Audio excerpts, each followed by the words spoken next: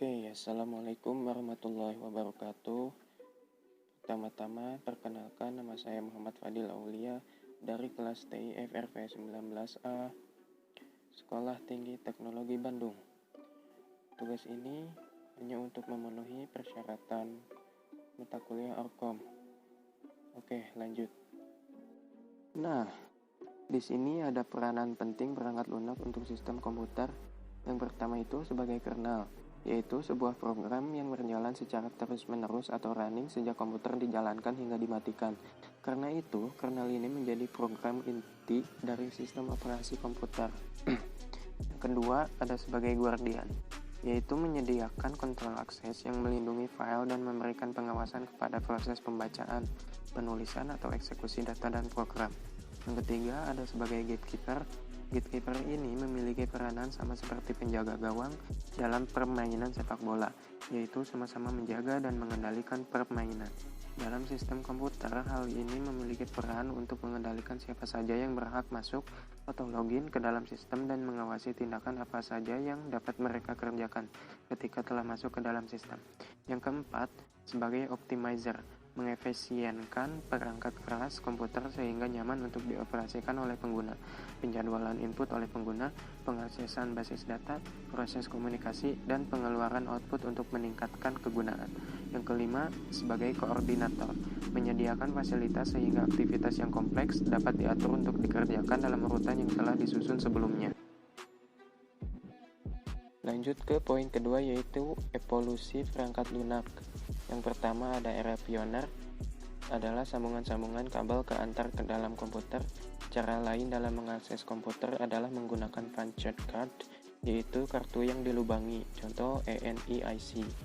Yang kedua, era stabil, adalah sistem basis data yang memisahkan antara program pemrosesan dengan data yang diproses dan mampu menyelesaikan banyak pengguna atau multi-user secara cepat atau langsung.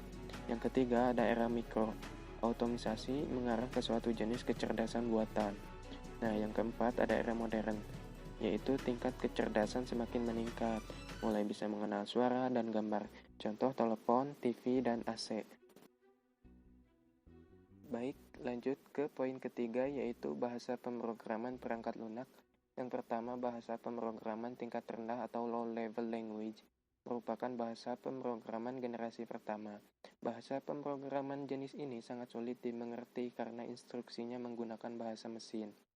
Nah, yang kedua, ada bahasa pemrograman tingkat menengah atau middle level language, merupakan bahasa pemrograman di mana pengguna instruksi sudah mendekati bahasa sehari-hari. Yang ketiga, ada bahasa pemrograman tingkat tinggi atau high level language, merupakan bahasa yang mempunyai ciri lebih terstruktur atau mudah dimengerti karena menggunakan bahasa sehari-hari. Contoh bahasa level ini adalah Delphi, Pascal, Oracle, MS SQL, Perl, Python, Basic, Visual Studio, dan lain sebagainya. Baik, lanjut ke sistem operasi. Sistem operasi adalah perangkat lunak sistem yang mengatur sumber daya dari perangkat keras atau hardware dan perangkat lunak atau software, serta sebagai jorik atau daemon untuk program komputer. Tanpa sistem operasi, pengguna tidak dapat menjalankan program aplikasi pada komputer mereka, kecuali program booting. Sistem operasi mempunyai penjadwalan yang sistematis mencakup perhitungan penggunaan memori, pemrosesan data, penyimpanan data, dan sumber daya lainnya. Contoh sistem operasi modern adalah Linux, Android, iOS, macOS, dan Microsoft Windows. Baik, lanjut ke program utility. Yang pertama ada backup, yaitu utilitas untuk melakukan backup data yang ditujukan untuk membuat duplikat arsip untuk menghindari terjadinya kehilangan data bila perangkat penyimpanan tidak dapat berfungsi. Contohnya, utilitas backup yang cukup populer adalah Norton, backup dari Symantec, dan Colorado Scheduler. Yang kedua, ada pemulihan data. Utilitas pemulihan data digunakan untuk mengembalikan data yang secara fisik telah rusak atau berubah. Data dapat dirusak oleh virus, perangkat lunak yang buruk, kegagalan perangkat keras, dan fluktuasi daya listrik yang terjadi ketika data sedang ditulisi atau diubah. Yang ketiga ada antivirus. Perangkat lunak antivirus men-scan semua disk dan memori untuk mendeteksi kehadiran virus dan mengisolasinya untuk mencegah kerusakan lebih lanjut. Yang keempat ada kompresi data.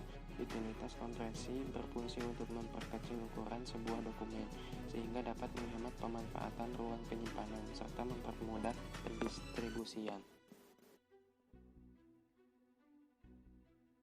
Baik, lanjut ke perangkat lunak aplikasi atau software application.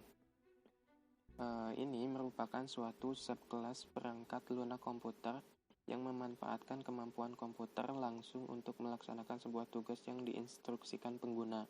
Contoh umum perangkat lunak aplikasi ialah pengolah kata seperti Microsoft Office dan OpenOffice serta pemutar media seperti Windows Media Player, Winamp, dan GOM Player. Baik, di sini ada beberapa referensi yang saya dapatkan dari internet. Sekian presentasi dari saya. Mohon maaf apabila ada salah kata atau kata-kata yang kurang jelas. Assalamualaikum warahmatullahi wabarakatuh.